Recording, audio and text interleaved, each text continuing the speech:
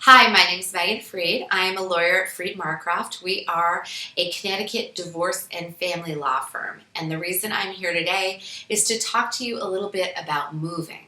So, a lot of times when people are going through a divorce or setting up their custody after the marriage has ended, they have decided to stay in pretty much the same town and they set up how parenting is going to work and what school kids are going to go to, and they'll probably set some parameters around how far away someone can move. But then, of course, life happens, and perhaps there's a new job opportunity or a new marriage, and you may be wondering, can I move? And if I can move, what do I have to do in order to make that happen?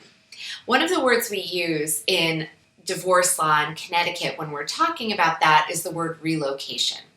The first thing that we are going to want to do is call us when you want to move. Don't move before you speak with someone who's very well versed in Connecticut divorce and family law, because the rules about relocation are really, really specific.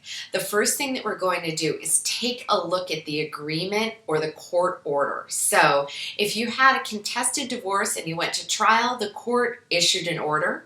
And if you reached an agreement in a divorce and you entered into that agreement and everyone signed it, the court entered that as an order.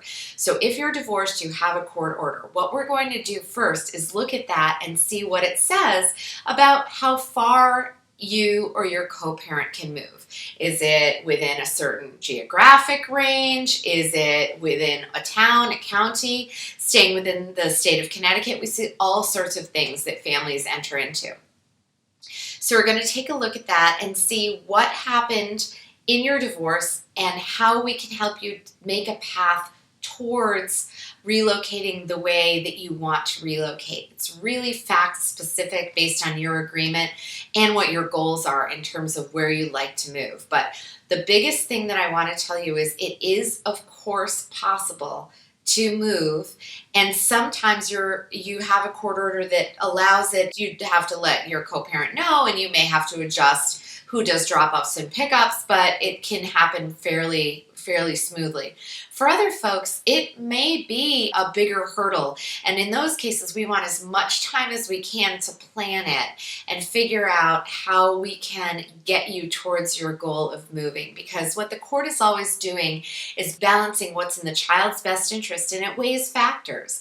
It wants both parents to have an active role in a child's life if that's most appropriate for the children, and it also wants to make sure that parents have the ability to earn money and be able to take care of their families. So lots of really specific things that where it's really important to get into your goals and the specifics of your family. So my best advice is give us a call so that we can give you really customized advice tailored to you given all of the moving parts.